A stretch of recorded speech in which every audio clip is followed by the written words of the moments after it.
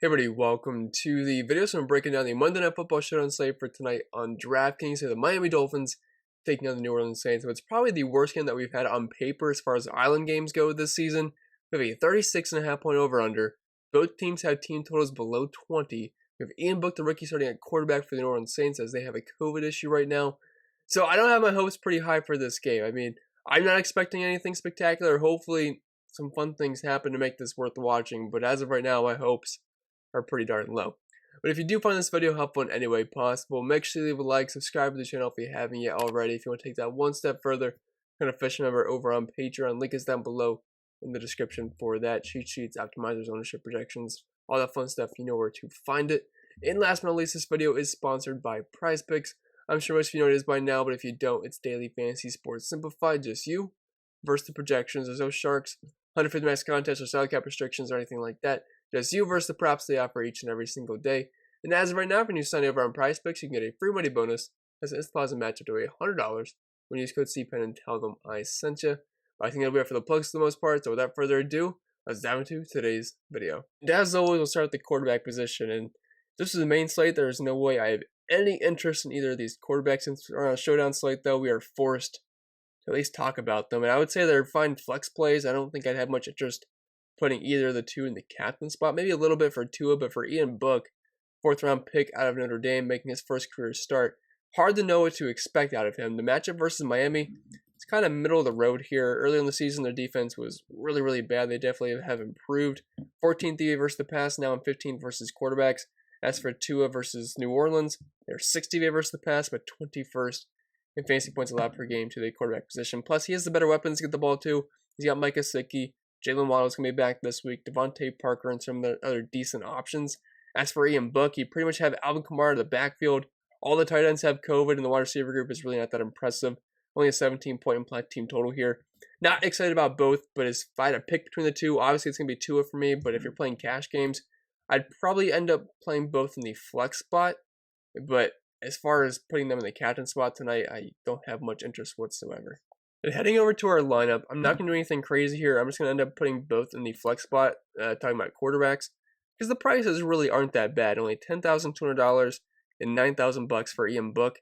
I know they're not the most appealing quarterbacks out there, especially Book. We're not really sure what to expect, but $9,000, I'm willing to take a shot on that, especially in cash games, just so I can fit in both quarterbacks. And if we go that route, we still have just under $8,000 left remaining for the last 4 spots. I realize a captain can take a good chunk of that money away, but I still think we can together a pretty solid looking lineup.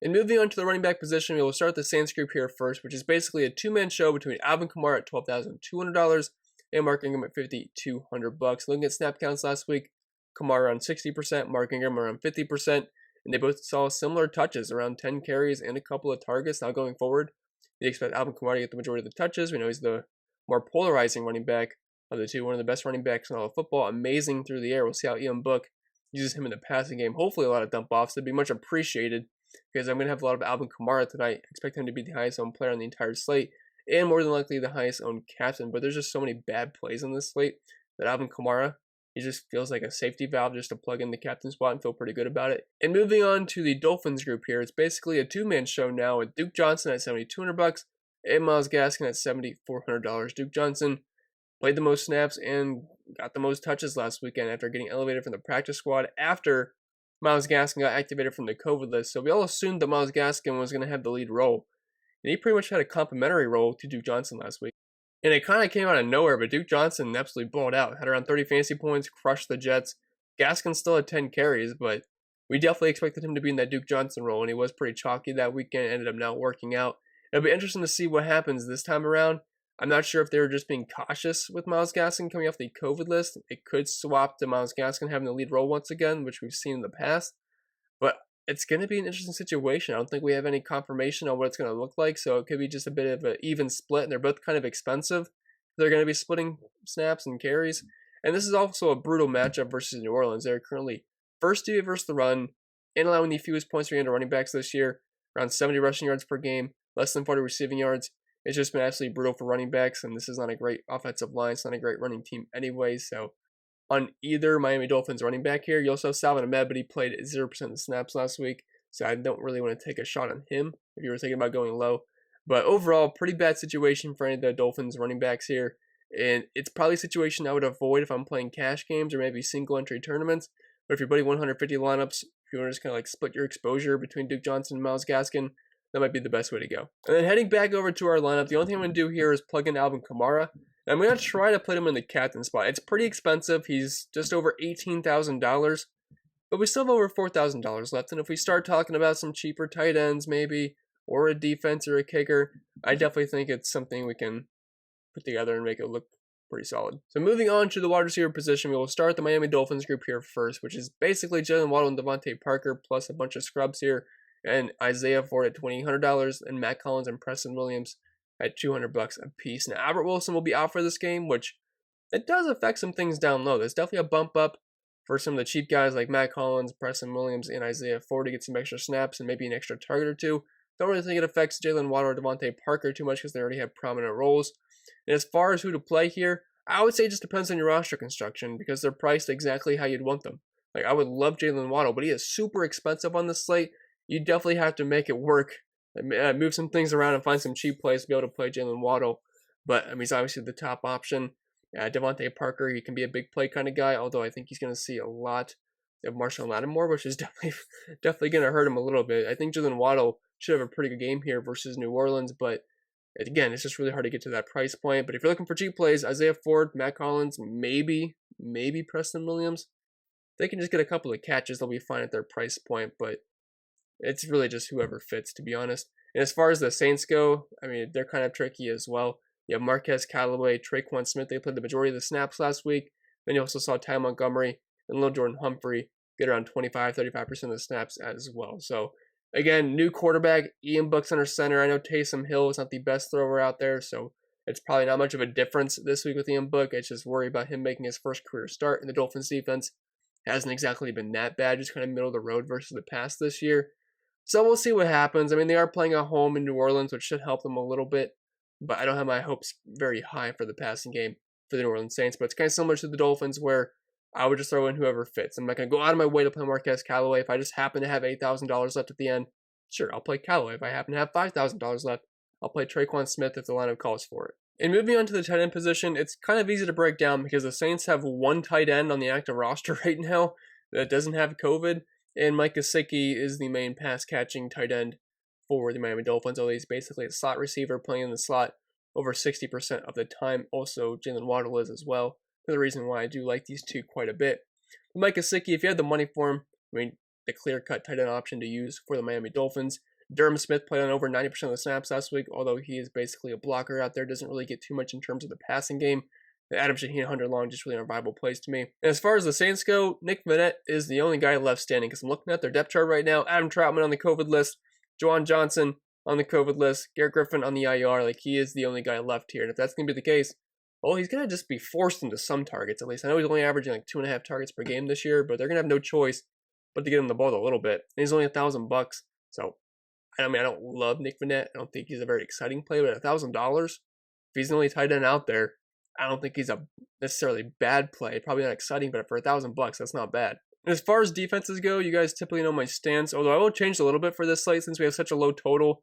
I did this for last night too. I actually like the Cowboys defense. I know I'm Mr. Hate defenses, but I played some Cowboys defense last night, and that was definitely a good thing because they had 26 points in the flex spot and then like nearly 40 in the captain spot. They were also like 50% owned and very high owned in the captain spot too. It was a good spot. As good as their defense is and Washington's offense, it made sense. And I think it does make some sense to play some defense tonight as well.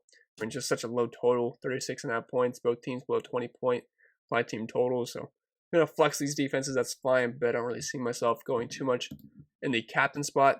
And if I had to pick between defenses or kickers tonight, I would side with the kickers just because I feel like they have better floors. Ceilings aren't as high, and the same can be said for defenses, and they always can lose points, but they do start out with points, and the kickers start with 0. But I do think there could be many field goals being kicked tonight.